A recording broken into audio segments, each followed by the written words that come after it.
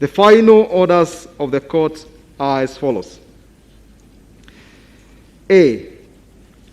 We uphold the judgment of the High Court to the extent that we affirm the following. 1. The basic structure doctrine is applicable in Kenya. Sichale J.A. dissenting. 2. The basic structure doctrine limits the amendment power set in Articles 255 to 257 of the Constitution. Sichale J.A. dissenting.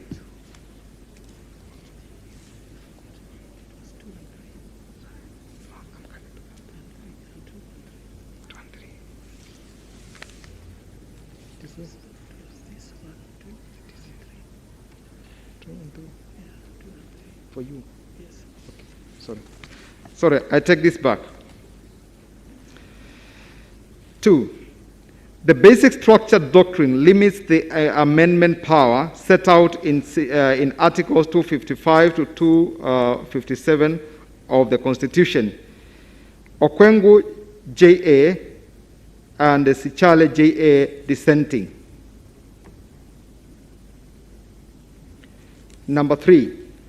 The basic structure of the Constitution can only be altered through the primary constituent power, which must include 4 sequential processes, namely civic education, public participation and collection of views, constituent assembly debate, and ultimately a referendum.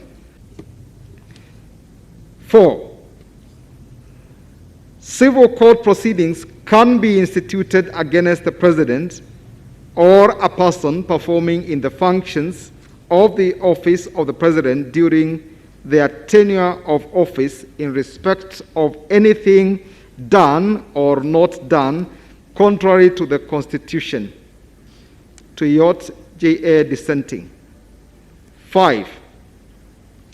The president does not have authority under the Constitution to initiate changes to the Constitution, and that a constitutional amendment can only be initiated by Parliament through a parliamentary initiative under Article 256 or through a popular initiative under Article 257 of the Constitution.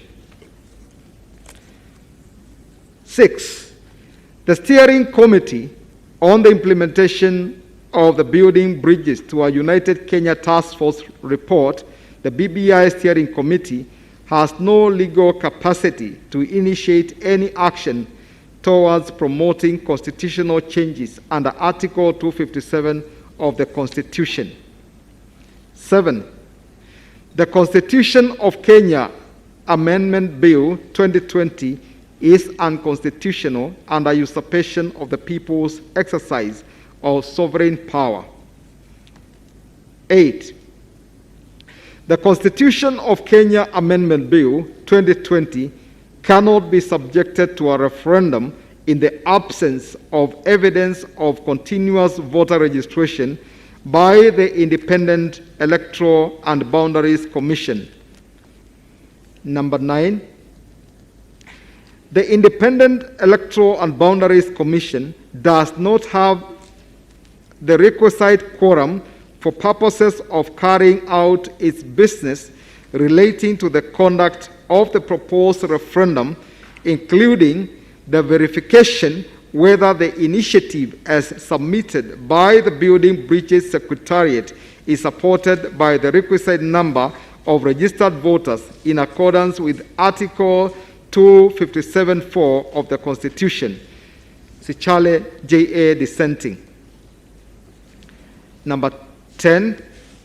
At the time of the launch of the Constitution of Kenya Amendment Bill 2020 and the collection of endorsement signatures, there was neither legislation governing the collection, presentation, and verification of signatures, nor an adequate legal regulatory framework to govern the conduct of referenda.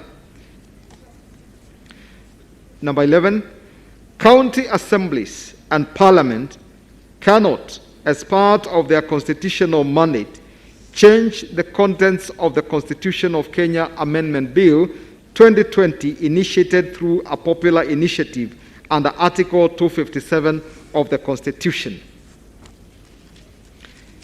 Number 12, the second schedule to the Constitution of Kenya Amendment Bill 2020, insofar as it purports to predetermine the allocation of the proposed additional 70 constituencies and to direct the Independent Electoral and Boundaries Commission on its function of constituency delimitation, is unconstitutional. Sichale J.A. dissenting. Number 13, the administrative procedures for the verification of signatures in support of the Constitution Amendment referendum made by the Independent Electoral Boundaries Commission are illegal, null and void, because they were made without quorum and in violation of sections 5, 6, and 11 of the Statutory Instruments Act 2013. And 15, a permanent injunction be and is hereby issued restraining the Independent Electoral and Boundaries Commission from undertaking any processes required under Article 257(4) and 5 in respect of the Constitution of Kenya Amendment Bill 2020. B. We hereby set aside the following declarations and orders of the High Court. 1.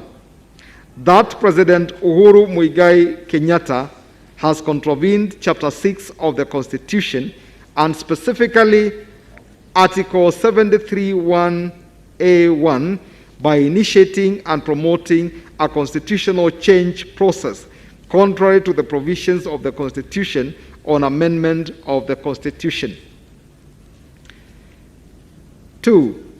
That Article 257(10) of the Constitution requires all the specific proposed amendments to the Constitution be submitted as separate and distinct questions, referendum questions to the people. Nambuye, Okwengu, and Kiage JJA descending. 3. The BBI Steering Committee established by the President via Kenya Gazette Notice number 264 of 3rd January 2020 and published in a special issue of the Kenya Gazette of 10th January 2020 is an unconstitutional and unlawful entity.